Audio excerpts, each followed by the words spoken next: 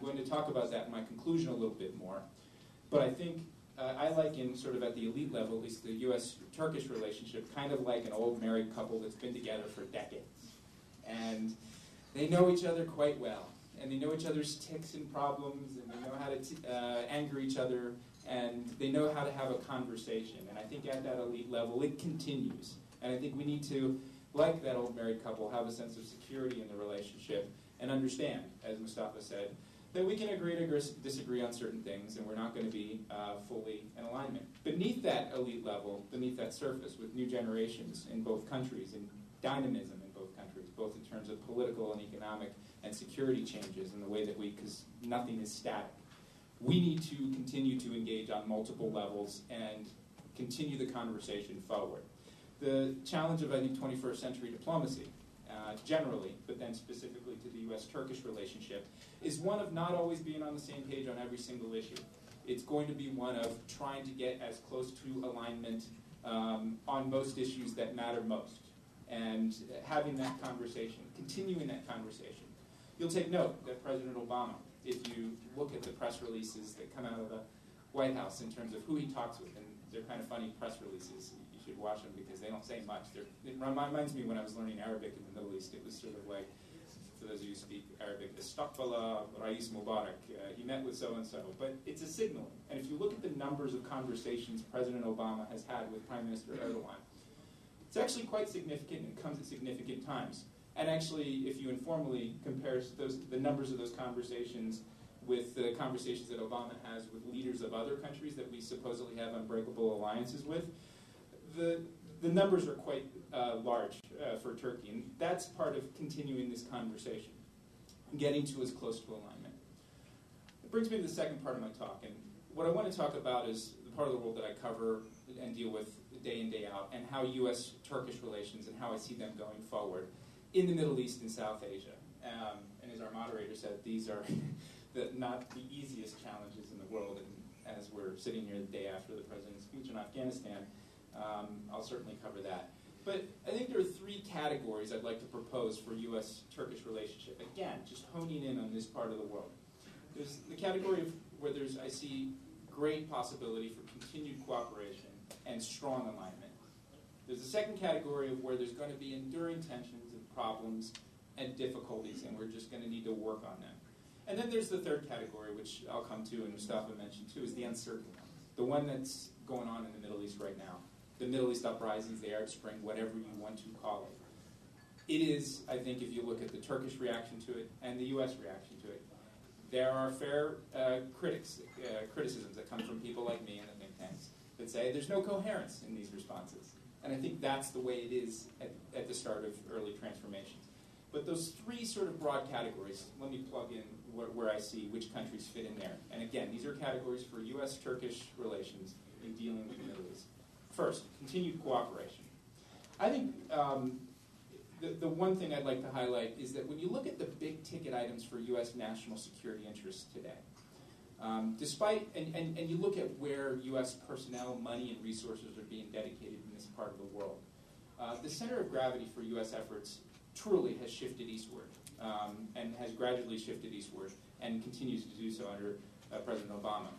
Though we talk a lot about the Arab-Israeli conflict, and I think there's a lot of people working on it, when you look at the sheer numbers of people working in the U.S. government who are working on that set of issues, and compare it to Afghanistan, Pakistan, and Iraq, and you compare it with, we have an anomaly a bit, the last 10 years, because we've focused on Iraq quite a lot. But when you look at those big ticket items, and going back to the U.S.-Turkish relationship, on Iraq and on Afghanistan, these, I think, are areas where we're going to see continued cooperation and strong enhancement. The U.S. needs Turkey, particularly in Iraq, and I think the Turkish role, which has been recognized since 2007 or so, and the shift in bilateral relations between Turkey and Iraq, helped facilitate that which we're seeing right now in terms of U.S. policy, a responsible redeployment of troops from Iraq.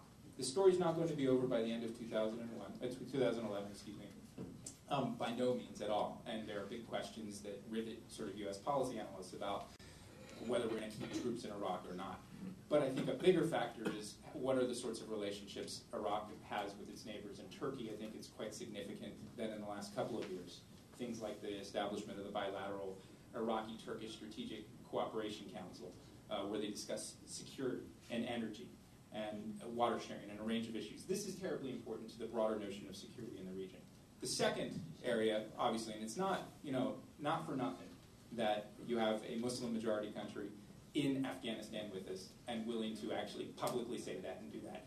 I personally, in the summer of 2009, was saved from the worst traffic jam of my life in Kabul, Afghanistan, from Turkish forces. And they in the way that they operate, because I think that it's not in a combat role, it's in a civilian sort of role, their way of engaging is quite different from what just my own basic anecdotal observations of this sort of incident, of less sort of defensive and more sort of engaged with the population and easier to disentangle small problems like major traffic jams. But those sorts of engagements, and then on Afghanistan and Pakistan generally, the sorts of things quietly that we don't talk about enough, where there are Turkish private initiatives to help reform education systems and other things. This is where I think we need to actually have more of a policy debate and an awareness in the United States about the role that Turkey's playing in its so-called soft power that's trying to help deal with questions of related to Islam and the moderation of Islam and the very vibrant debate that's occurring in places like Pakistan and Afghanistan. Because Turkish actors are playing a role there. We just don't recognize it as much. Second category, the tensions. And I'm not going to be as long here on this, but I think it's fairly obvious. On the Arab-Israeli front, it's been pretty bad for the last couple of years. There's some hope about an Israeli-Turkish rapprochement. I hope that happens because I think both of the countries have great interests and stronger interests in trying to patch up their relationship rather than see it continue to a downward spiral. I have low expectations that Syria will ever reemerge as seen as a reliable and trusted mediator between Israel or Syria or other countries, but I think that was then and this is now. And then the second area, obviously, will be Iran, and this was sort of the flavor of the main issue of last summer, tied to the tensions with Israel after the flotilla. Quite clearly, the United States and Turkey did not communicate very well. There were mistakes made last spring, last summer, in the discussions about the proposed Iranian nuclear deal, and I think we're moving beyond it. I think the one thing to keep in mind is that the United States and Turkey share a common strategic goal when it comes to Iran and its nuclear program, that we want to make sure that it's peaceful, that it's monitored under international regulations. We will have differences of opinion on the tactics towards that goal. And it goes back to something I said in my introduction about alignment and staying in alignment. Turkey, by virtue of its geographic location, its dependence on certain sources of energy supply, will naturally see things in a different way and try to adopt a different diplomatic and security approach with Iran. And I think what we need to do, again, is to continue the conversation.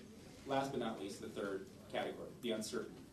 And here, again, there's not much that can be said precisely, except that I think when you look at the Turkish label of its policy of zero problems with its neighbors, it raises a lot of questions when your neighborhood's changing quite a lot. And I think this is a challenge and a tango that Turkish policymakers are dealing with day in and day out. If you've sort of zero problems with your neighbors is predicated on relations with good relations with the regimes and the powers that be, but those powers that be are changing.